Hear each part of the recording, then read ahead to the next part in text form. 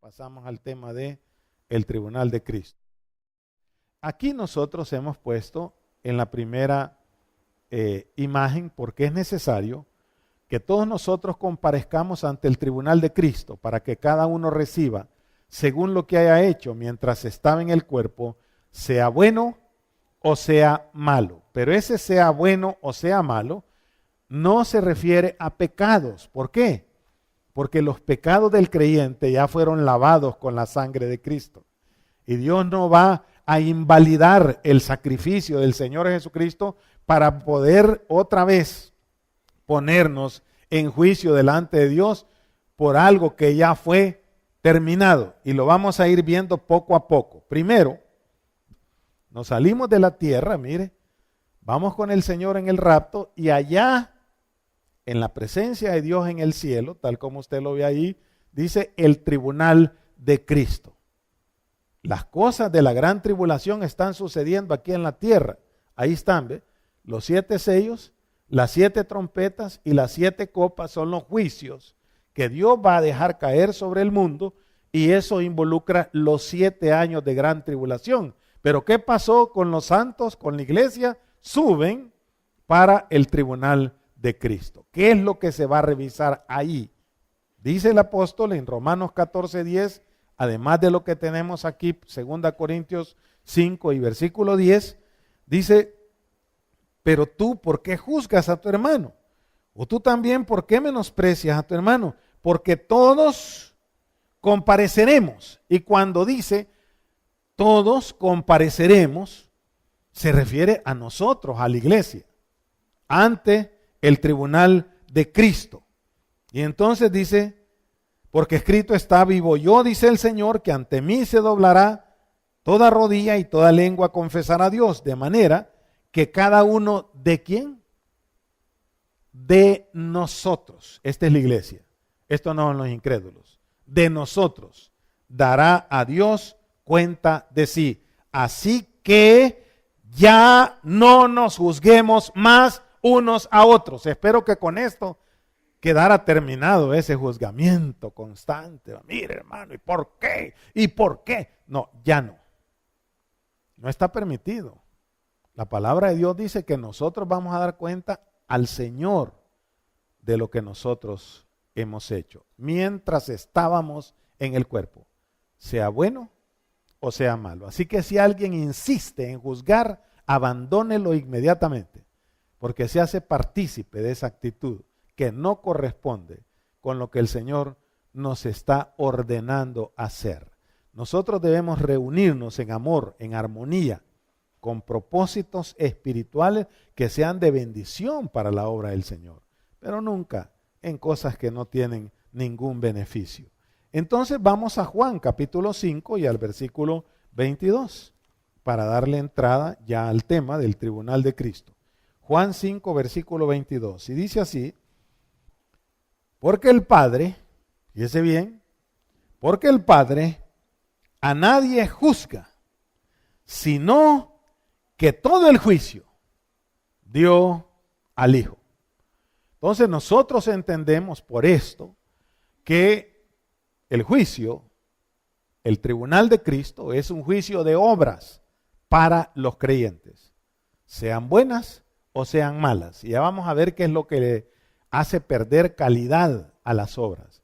Pero el Señor está dándonos a nosotros una enseñanza, y es que el Padre todo el juicio se lo dio al Hijo, para que el Hijo sea el que juzgue.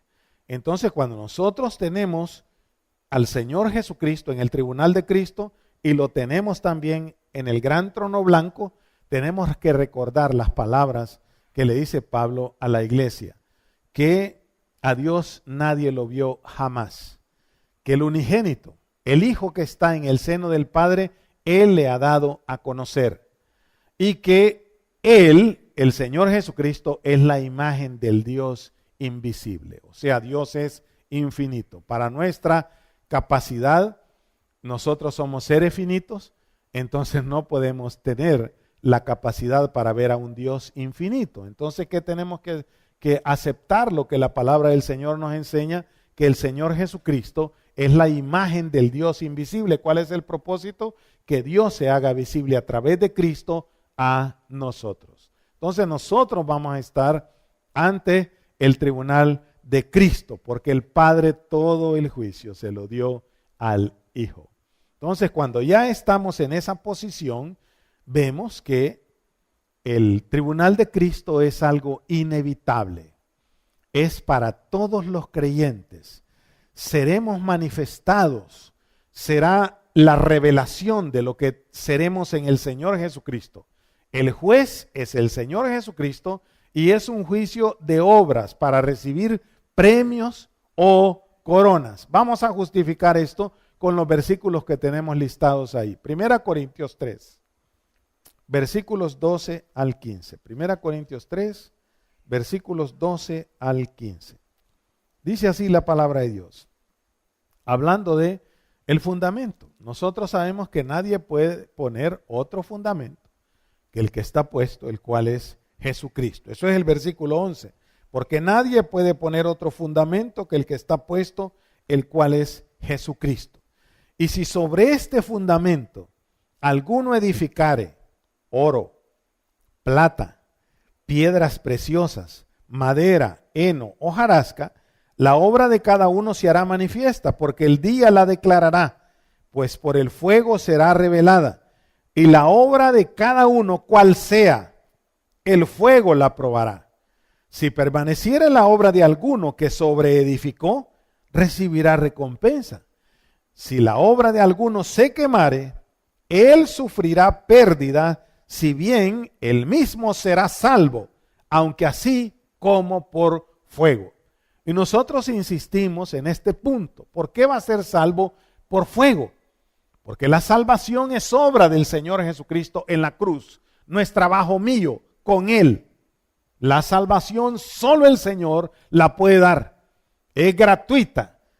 No porque no valga nada, sino que porque tiene un precio imposible de pagar por nosotros. Nosotros no podemos cuidar la salvación. La salvación es algo que el ser humano no puede cuidar. ¿Por qué? Porque es una obra celestial. El Señor Jesucristo vino a buscar y a salvar lo que se había perdido y no necesita la ayuda de nadie, ni para cuidarla ni para realizarla.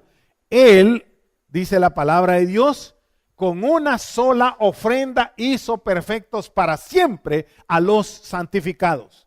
O sea, nuestra posición en Cristo, para siempre, una sola ofrenda para siempre. Entonces, ¿qué es lo que sucede? La obra del Señor Jesucristo ya pasó la prueba del fuego, del juicio divino. El Señor Jesucristo llevó en su cuerpo sobre el madero, dice Pedro, el pecado de todos nosotros. Entonces, justificados en Cristo Jesús, ya no hay ninguna condenación para los que hemos recibido a Cristo como nuestro Salvador personal. Ahora bien, la palabra de Dios nos dice que seremos manifestados. Hay algunas cosas que llaman mucho la atención. Ya vamos a regresar a este cuadro para leer los demás. Pero la verdad es que nosotros en ese momento vamos a recibir galardones y vamos a recibir bendición.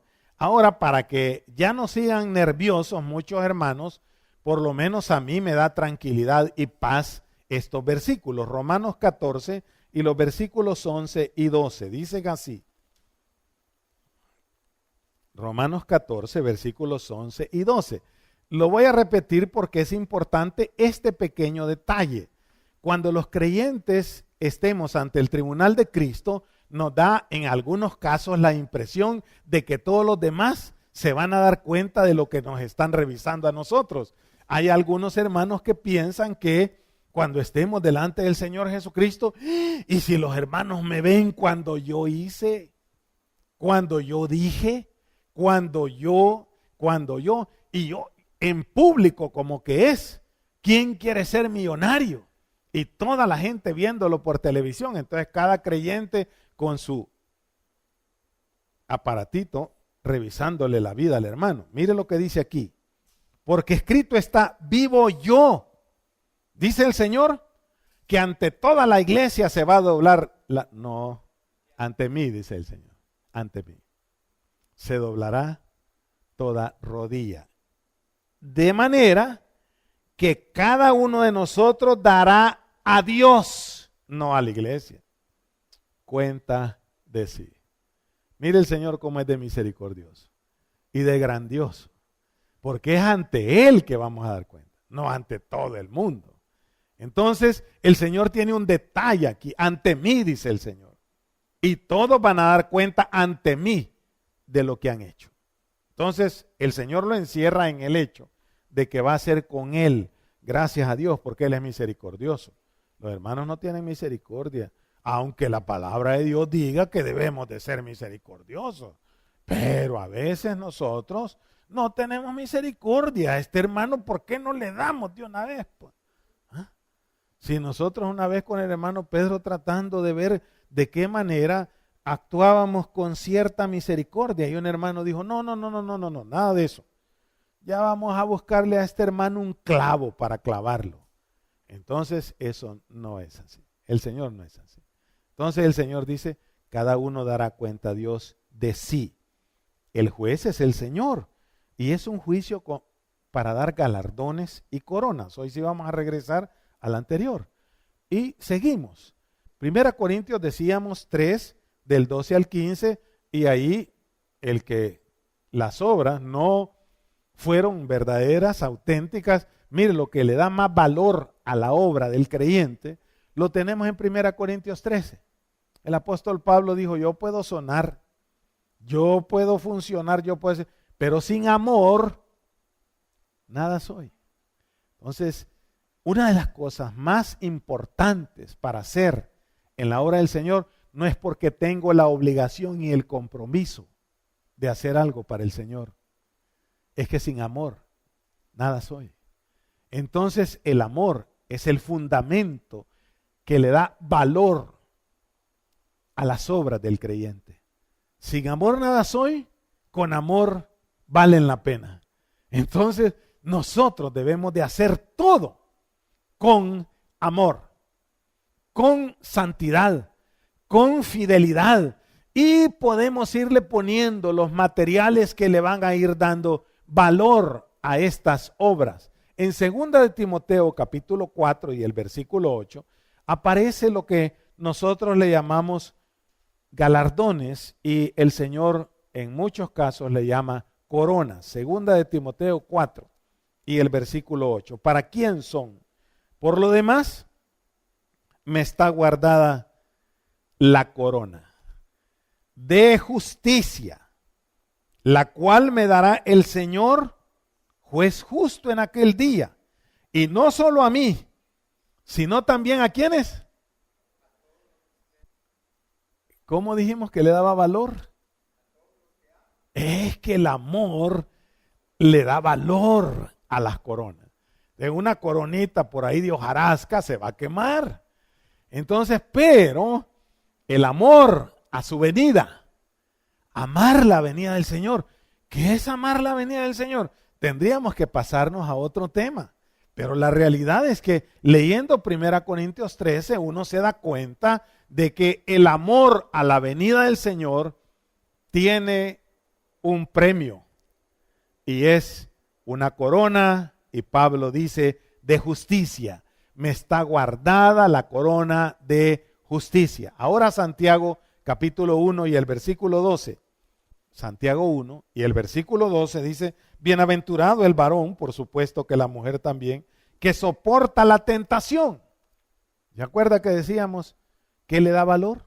La santidad, la fidelidad, pero primeramente el amor. Aquí vamos con la santidad. Bienaventurado el varón que soporta la tentación, porque cuando haya resistido la prueba, recibirá la corona de vida que Dios ha prometido, y siempre, mire, a los que le aman. ¿Se acuerda de las palabras del Señor Jesucristo? Si me amáis, guardad mis mandamientos. Y dentro de los mandamientos del Señor a la iglesia, que no son los mandamientos de Dios a Israel, aunque tienen su valor dentro de lo que es la manifestación de la santidad de Dios a su pueblo, pero cuando nosotros vemos dos cosas que el Señor Jesucristo dijo, y siempre nos encanta recordarlo, porque ahí resumió él todo. Él dijo, el primer y gran mandamiento es: amarás al Señor tu Dios con toda tu mente, con toda tu alma y con todo tu corazón. Y el segundo es similar a este: amarás a tu prójimo como a ti mismo. Aquí se resume toda la ley y los profetas. ¿De qué se trataba? De amar, de amar. Por eso decimos, hermano, el Señor dijo: si me amáis, guardad mis mandamientos. Pero no por una orden. ¿Y cuál es la orden de esta empresa? Ahí está, mire. Ahí está la orden. Dice que todos los empleados tienen que marcar la entrada. Dice que todos tienen que tener puesto el uniforme y el equipo de trabajo a la hora de empezar su trabajo. No empezar con eso. Y luego también dice que esto y que lo otro y aquella. ¿Y los privilegios dónde están? No, esos están aquí en esta otra lista. Pues si no cumplen con mis privilegios, no, que no esperen que yo reaccione. No. ¿Eso es por qué? Por ley, por orden. Pero ¿qué dijo el Señor? Si me amáis. Es una relación de amor. Entonces, cuando es una relación de amor, entonces ya es otra cosa. Entonces el Señor dice a los creyentes, cuando estamos realizando una tarea, un trabajo, una actividad en este mundo, que nos comportemos de esta manera. ¿Por qué? Porque a Cristo el Señor servís. Quizás el sueldo sea una gran injusticia. Quizás usted se sienta un mortero explotado, pues. O quizás salga soplado y no explote. Pero eso no importa. La realidad es que el Señor dice una cosa bien clara: a Cristo el Señor servís y de Él recibiréis la recompensa. Y el Señor no paga mal, hermano. Mire, hasta el que gana bastante se siente mal pagado. Siempre se está comparando con otro. Y cuando le quitan el trabajo y no gana nada, sigue vivo. Es un milagro. ¿Sí? Es un milagro, porque de repente alguien le ofrece la quinta parte del sueldo y dice: en vez de estar sin hacer nada, aunque sea esto, agarro. Y con eso vive. ¿Qué quiere decir? Que todo lo demás lo desperdició, entonces no merecía ganar aquello. Merece ganar esto. Entonces, ya esos son valores, valorizaciones que tienen que ver con ideas puramente terrenales. Pero nosotros estamos hablando de las cosas de Dios. Y eso es otra cosa. Y el Señor dice: a Cristo el Señor servís y de Él recibiréis la recompensa. Me gusta mucho lo que yo le dije a una hermana: mire, hermana, no cree que la están exprimiendo ahí porque le han ofrecido un trabajo en el que usted entra a las 6 de la mañana y los demás entran a las 8 de la mañana y después lo normal sería que por lo menos saliera a las 5 de la tarde porque no tienen permiso ni para almorzar y usted sale a las 8 de la noche. ¿Y cómo está eso? Y no le pagan horas extra. Entonces me dijo: lo peor que podría hacer, hermano, es quejarme. ¿Por qué? Le digo: porque este trabajo se lo pedí al Señor. ¿Y cómo es posible que cuando me lo da me empiezo a quejar? No. Estaría mal si me pongo en esa posición. ¿Y sabe qué sucedió? En 6 meses la ascendieron 2 veces. Sí, es que no es así, hermano. Amarás al Señor tu Dios con toda tu mente, con toda tu alma y con todo tu corazón, y a tu prójimo como a ti mismo. Entonces el Señor puso lo que le llaman después los teólogos la regla de oro: haz con los demás lo que quieras que los demás hagan contigo, y punto. Si no le gusta que lo saluden, no saluden. No es así. Esa es la mala posición. El Señor ya lo dejó claro: amarás a tu prójimo como a ti mismo, como a ti mismo. Entonces, cuando nosotros estamos en esas valoraciones que tienen que ver con lo que el Señor da, entonces nos damos cuenta que hay coronas, hay premios, son los galardones. Primera de Pedro capítulo 5 y el versículo 4. Primera de Pedro 5 y el versículo 4. Y esto es para los pastores. Y la palabra de Dios dice así. El versículo 2 dice, apacentad la grey de Dios que está entre vosotros, cuidando de ella, no por fuerza, sino voluntariamente, no por ganancia deshonesta, sino con ánimo pronto, no como teniendo señorío sobre los que están a vuestro cuidado, sino siendo ejemplo de la grey. Y cuando aparezca el príncipe de los pastores, vosotros recibiréis la corona incorruptible de gloria. ¿Solo los pastores? No. Mire lo que dice el verso 5. Igualmente jóvenes, igualmente. ¿Y qué es igualmente? Es una ecuación. Lo que está de un lado es igual a lo que está del otro lado. Y por eso tiene el signo igual.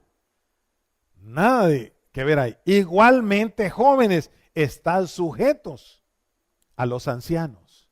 Y todos sumisos unos a otros, revestidos de humildad, porque Dios resiste a los soberbios y da gracia a los humildes. ¿Quiénes van a recibir esta corona? Los buenos pastores y los hermanos humildes. Así que los que todavía se sienten un poco grandecitos, es mejor humillarse bajo la poderosa mano de Dios para que Él nos exalte cuando sea tiempo, el tribunal de Cristo. Entonces ahí vamos a recibir esa corona. Ahora hay ciertas advertencias. Apocalipsis 2 y el versículo 10 dice algo. Apocalipsis 2 y el versículo 10 dice así. A la iglesia de Esmirna, 2:10, la iglesia que le gustaría hacer a todas las iglesias, la iglesia de Esmirna. No temas en nada lo que vas a padecer. Y aquí el diablo echará a algunos de vosotros en la cárcel para que seáis probados y tendréis tribulación por 10 días. ¿Qué dice? Sé fiel hasta la muerte y yo te daré la corona de la vida. Pero todos, habrán algunos salvos, aunque así como por fuego. Porque el capítulo 3 y el versículo 11 dice, he aquí yo vengo pronto, retén lo que tienes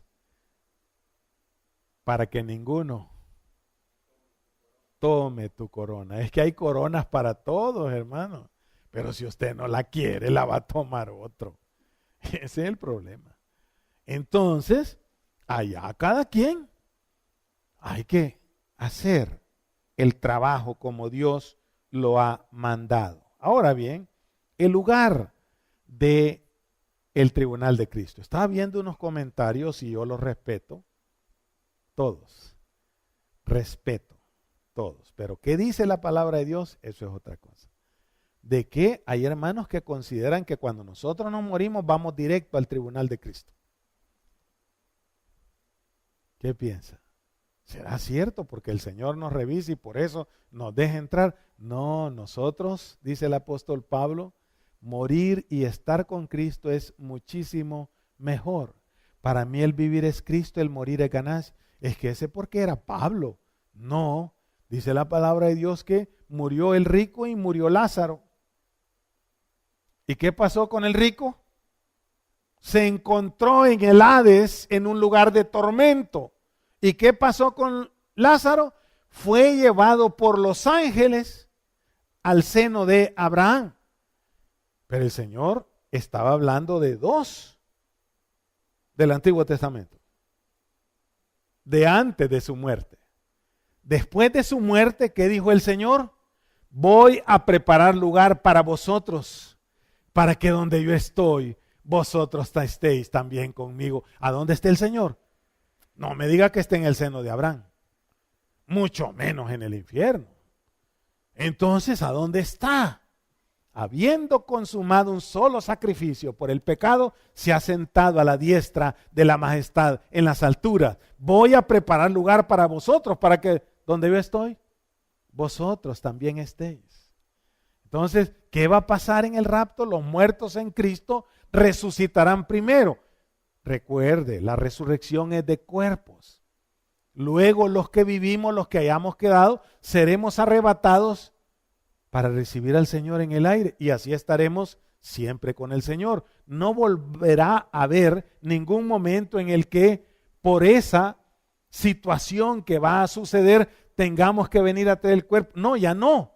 Vamos a estar con el Señor siempre. Y el Señor lo dijo. Ahora, ¿cómo sostenemos eso con la Escritura? Que no es en el momento de morir, sino que hasta que el Señor venga en el rapto. De eso se trata este estudio. Entonces vamos a ver el lugar. En el rapto dice que nos encontramos con el Señor en el aire y en las nubes. Pero en el gran trono blanco no puede ser el mismo. Hay unos que han confundido y han hecho toda una teología de que el gran trono blanco es el tribunal de Cristo. No puede ser. ¿Por qué razón? Vamos a ver la razón. Primera Tesalonicenses 4 y el versículo 17. 4:17. Dice así.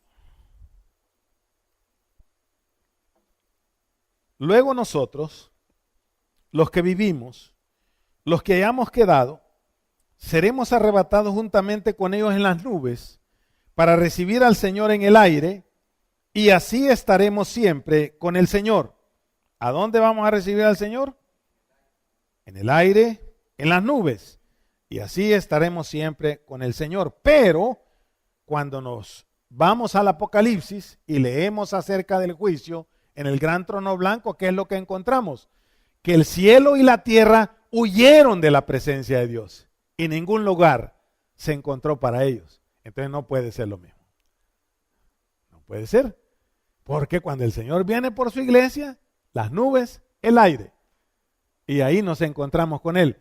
Y cuando Él viene en el gran trono blanco, desaparecen el cielo y la tierra. Y ningún lugar se encontró para ellos. Entonces no puede ser lo mismo. Primer punto, no es lo mismo. Ni tampoco es el mismo lugar. Luego pasamos a el tiempo. ¿En qué momento se recibirán las recompensas? Primera de Pedro, capítulo 5 y el versículo 4 que leímos, pero nos ubicamos en otros términos para darle aplicación a lo que estábamos mencionando. Ahora vamos otra vez. Y dice, Primera Pedro 5:4, y cuando aparezca el príncipe de los pastores, vosotros recibiréis la corona incorruptible de gloria. ¿Qué decía Apocalipsis 3:11? He aquí yo vengo pronto, retén lo que tienes para que ninguno tome tu corona. ¿Por qué no puede ser cuando nos morimos? Porque está encerrado en esta expresión. Mire, yo vengo pronto. Es Él el que viene, no nosotros nos vamos. Vengo pronto y mi galardón conmigo. Entonces, eso no es cuando nos morimos. Es cuando el Señor viene por la iglesia, porque ese mensaje es a una iglesia, no a los hermanos, en lo personal. Y segundo, cuando el apóstol Pedro dice, y cuando aparezca el príncipe de los pastores, ¿cuándo va a aparecer el Señor? Cuando Él venga por la iglesia. Para nosotros, Él aparece cuando viene por nosotros. Y así estaremos siempre con el Señor. Después nosotros sabemos en la segunda venida es otro tiempo, ya lo vimos cuando hablamos acerca del rapto. Entonces, cuando la iglesia regrese a la tierra, ya se han recibido las recompensas por las buenas acciones del creyente. Como mínimo, cada uno recibirá su alabanza del Señor. Primera Corintios capítulo 4 y el verso 5. Yo en lo personal pienso, ¿y por qué dice que no quiero que en aquel día os apartéis de Él avergonzados? Porque mire, la mirada del Señor nos va a hacer revisar toda la vida cristiana y la calidad de nuestra vida cristiana y de nuestras obras. Pecado no. Pero a mí me va a dar vergüenza. ¿Y qué va a hacer el Señor? Mire, supóngase que usted pasó copiando todo el año, pero que usted es sincero, no de los que le gusta sentirse más halagados entre más falsos son, no. Supóngase que usted es un auténtico mentiroso. Que yo soy un auténtico mentiroso. Yo me voy a poner, en lo malo me gusta ponerme. Entonces yo soy un auténtico mentiroso y pasé copiando, no estudié nada, le copié hasta los deberes a los compañeros. Y entonces parecían fotocopias mis deberes de lo que otro había hecho, porque eso eran. Y al final, lo felicito, hombre. Tiene derecho a una medalla. Lo vamos a llamar allá. Y entonces ya cuando llega el día de la graduación o de la clausura que le decimos nosotros del año, entonces primer lugar para el hermano Fernando Gamero. Y todos se me quedan viendo. Pero ese no sabe ni multiplicar, ni sumar, ni restar, mucho menos dividir. Para él dividir es algo sumamente complicado porque es un gran copión y empiezo a oír todo aquello. Y el que me va a dar la medalla me... Todo eso que estoy oyendo de usted lo están diciendo. Entonces, no, fíjese que la verdad es que no sé de quién están hablando, pero démela rápido que ya no aguanto la vergüenza de estar en algo que no merezco. Que no merezco. Entonces, 1 Corintios 4 y el versículo 5, a pesar de que no lo merecemos, a pesar de que no lo merecemos.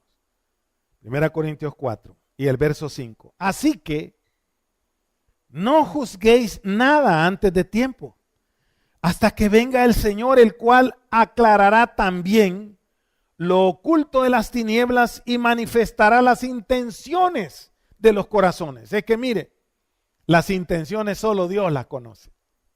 Solo Dios las conoce, ¿sí? A veces, ¿qué tal? ¿Qué tal ha estado? Mire, fíjese que a usted lo estábamos esperando y se nos sale el doctor Merengue, ¿verdad? No hubiera venido. Si hubiera venido, le voy a tener que dar mi plato de comida a este metido si nadie lo invitó, ¿verdad? Así sucede en el mundo, pero con Dios no. Entonces, puede ser que le sirvan el mejor plato de comida y todo, y lo traten bien, y cuando se va, ya se fue el muerto de hambre. Con mala intención. Se lo dieron, pero con mala intención. Sí, ya se fue. Ay, vaya, hoy sí, ya podemos hablar con libertad. ¿De quién? De Él. Si no, nos íbamos a comer el plato y el postre iba a ser Él. Pero vino antes. Este hombre siempre viene antes. Entonces, buenas cosas con malas intenciones.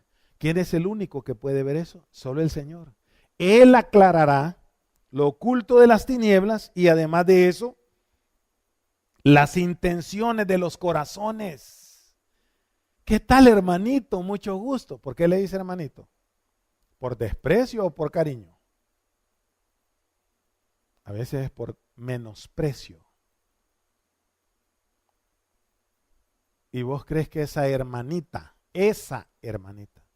no, mala intención, lo oculto de los corazones, corazones no sinceros, llenos de amargura y de cosas que el Señor va a descubrir ahí. Así tratabas a los hermanos. ¿Y cómo se va a esconder de esa mirada si es penetrante? Dice la palabra de Dios que es como llama de fuego. ¿Y qué más? Dice, y entonces, mire qué bendición, cada uno recibirá su alabanza de Dios. Hay para todos, hermano, alabanza de Dios. Coronas, no sea que otro tome tu corona. No sea, procure, trabaje en una forma auténtica, sincera, lleno de amor para el Señor, para el pueblo del Señor, para los hermanos. Yo puedo dar todo, pero si no tengo amor, dijo Pablo, nada soy. Es que hay como el día de los enamorados, si ama, regale. ¿Para qué? Para que vendan los almacenes. Pero eso no es cierto. Según la palabra de Dios, dar con amor es cuando va involucrado un sacrificio sin dolor.